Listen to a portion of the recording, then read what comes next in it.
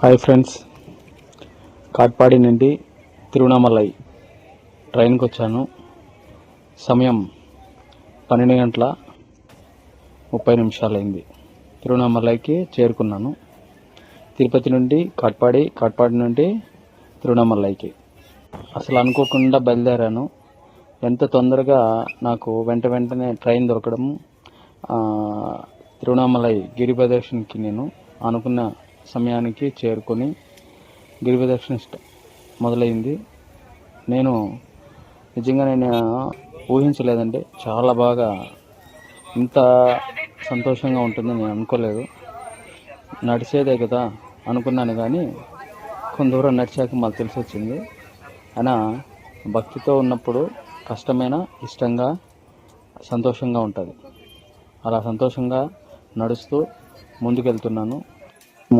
గిరి ప్రదక్షిణ చేస్తూ ఉంటే చుట్టుపక్కల గుళ్ళు అనేది నిజంగానే ఎంతమంది దేవుళ్ళు అంటే అంతమంది దేవుళ్ళు గుళ్ళు చుట్టుపక్కల ఉన్నాయి. రకరకాల గుళ్ళు ఉన్నాయి. నిజంగానే వెంకటేశ్వర స్వామి గుడి, ఆంజనేయ స్వామి గుడి, వినాయకుని గుడి, లక్ష్మీదేవి స్వామి గుడి, వరహస్వామి గుడి, ఇట్లా గుళ్ళన్నీ చాలా వరకు ఉన్నాయి. ఈ గుళ్ళు సందర్శించుకుంటూ ముందుకు సాగుతూ ఉంటే అసలు అలసట అనేది తెలియదు. కొంచెం అలవాటు లేని వాళ్ళకైతే, నేను నడవడమే నాకు చాలా ఇష్టం. చాలా గుళ్ళకి నేను నడుస్తూ ఉన్నాను కాబట్టి నాకు అలవాటు ఉంది. అలవాటు లేని వాళ్ళకి కొద్దిగా కష్టం అనిపించినా, భక్తి భావంతో ముందుకెళ్ళే వాళ్ళకి మాత్రం ఎటువంటి కష్టం అనిపించదు, చాలా బాగుంటుంది. తిరువణామలై చేరుకున్నారు అంటే ఈశ్వరుని యొక్క కటాక్ష ఖచ్చితంగా ఉంటుంది. ఆయన యొక్క మంచి మనసు మనపై ఉంటుందని నమ్ముతాము. ఆ మనసు నాపై ఉండాలని ఆ దేవుని నేను ఎప్పుడూ కోరుకుంటూ ఉంటాను. చూడండి ఎంతమంది జనాలు ఉన్నారు ఇక్కడ. ప్రతి ఒక్కరి నోట ఓం నమ శివాయ, ఓం నమ శివాయ అని ఇక్కడ ఆ నామస్మరణ అనేది చాలా జాతరలా జరుగుతుంది. గిరి ప్రదక్షిణ ఎక్కడి నుండి ఎక్కడి వరకు ఉన్నారనేది కూడా బోర్డు ద్వారా తెలియపరుస్తున్నారు. ఇక్కడ నిజంగానే మన తెలుగు వాళ్ళకి అక్కడ తమిళనాడులో అర్థమయ్యేలాగా చాలా వరకు తెలుగులో కూడా రాసి ఉన్నారు. ఒకసారి వెన్నెలు చూడండి, వెన్నెలో పక్క నడవడము. అసలు ఈ గిరి ప్రదక్షిణ ఎందుకు పెట్టారంటే ఆరోగ్యానికి కూడా చాలా మంచిది. మనస్పరంగా ఎత్తుకుంటే నిజంగానే మనిషి యొక్క ఆలోచనలను, టెన్షన్లు, ఒత్తిడి వల్ల ఎన్నో ఉంటారు. నడవడం చాలా ఉత్తమం. నిజంగానే ఈ నడిచే దానివల్ల ఒక అలసట ఉండొచ్చేమో కానీ ఆరోగ్యానికి ఎంతో మంచిది. దాంతోపాటు భక్తి భావంతో ముందుకు వెళ్ళడం అనేది ఆ యొక్క మనసుకు ఎంతో సంతోషాన్ని ఇస్తుంది. అట్లాంటి వెన్నెల్లో ఇక్కడ చూస్తుంటే ఆ గోపురాన్ని నిజంగానే ఏదో కొత్త లోకానికి వచ్చినట్టుగా నాకు అనిపిస్తుంది. పండు వెన్నెల ఒకవైపు, గోపురం పైన పడే ఆ యొక్క లైటింగ్ ఒకవైపు కొత్తగా కనపడుతూ ఉంటుంది గోపురము. నిజంగానే మామూలుగా మన పాతకాలంలో చాలామంది, నేను చిన్నప్పుడు వెన్నెల వచ్చిందంటే ఆరు బయట ఆడుకోవడం కానీ ఆ యొక్క సంతోషాన్ని అనుభవించాను.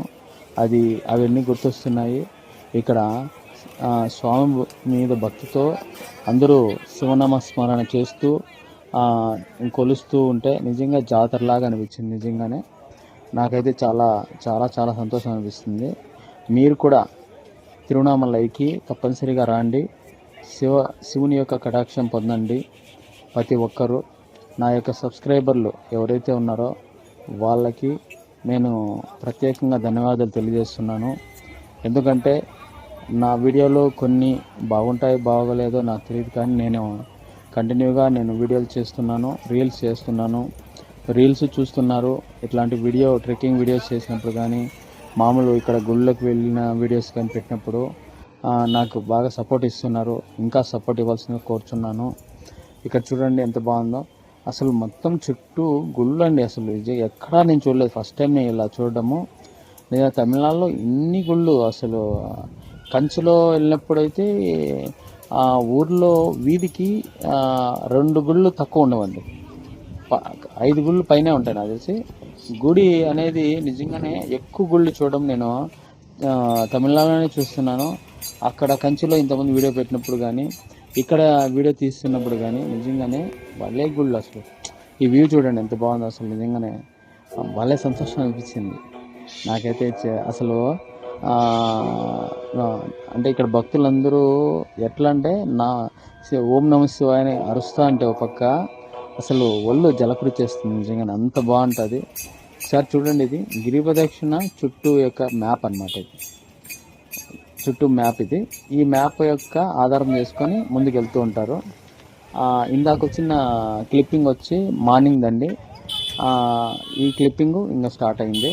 అప్పటికి నైట్ అయిపోయి మార్నింగ్ కూడా కంటిన్యూ చేస్తున్నాను. నేను వచ్చిందే లేట్ కాబట్టి 12:30కి స్టార్ట్ చేశాను. 12:30 నుండి మామూలుగా మధ్యలో గ్యాప్ తీసుకున్నాను. ఆల్మోస్ట్ చాలా వరకు మేము గ్యాప్ తీసుకొని మళ్ళీ స్టార్ట్ చేసినాను నేను. తర్వాత నేను స్టార్ట్ చేసినప్పటికీ గిరి ప్రదక్షిణ స్టార్ట్ చేసి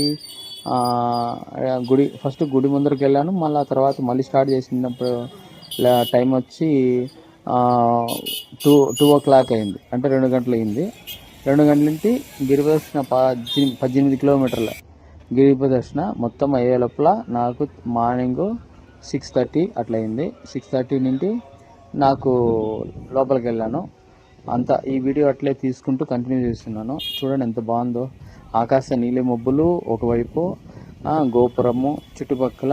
ఇది ఎలా ఉందంటే ఏదో ఆర్ట్ గీసినట్టుగా అంత బాగా. ఇక్కడ చూడండి గిరి కొండ, అవి వెనక వైపు ఉండేది కొండ అనమాట. ఆ కొండ చుట్టూ తిరుక్కొని వచ్చాను రాత్రి అంతా. మార్నింగ్ అంతా గుడి లోపలికి వచ్చి దర్శనానికి వెళ్ళాలని ముందు లైన్లో నిలబడుకొని మీకోసం ఈ వీడియో మీకు చూపించాలని ఈ వీడియో అంతా తీస్తున్నాను. ఇది గుడి మరోవైపు. గుడి లోపలికి వచ్చాము.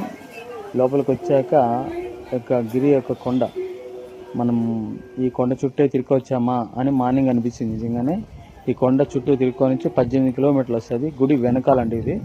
ఇక్కడ ప్రసాదం ఇస్తారు. అందరూ కూర్చొని తింటున్నారు. నేను ఇంకా దర్శనానికి వెళ్తున్నాను. ఇంకా దర్శనం చేసుకొని వచ్చి మళ్ళీ ఈ ప్రసాదం తినాలి. క్యూలో ఏంటి తీసుకున్నాను ఫస్ట్. ఇక్కడ క్యూలో లోపలికి వెళ్తున్నాను. ఇక్కడ చూడండి నిజంగానే ఎంత బాగుందంటే చుట్టూ అసలు ఓం నమ శివాయ ఓం నమ శివాయ అని అంటుంటే మనము తిరుమలలో గోవింద అంటూ ఉంటాం కదా, ఆ విధంగా ఇక్కడ శివనామస్మరణ గట్టిగా పలుకుతుంటే నాకు ఒళ్ళు జలపులిచ్చేదండి. చాలా బాగుంది అసలు.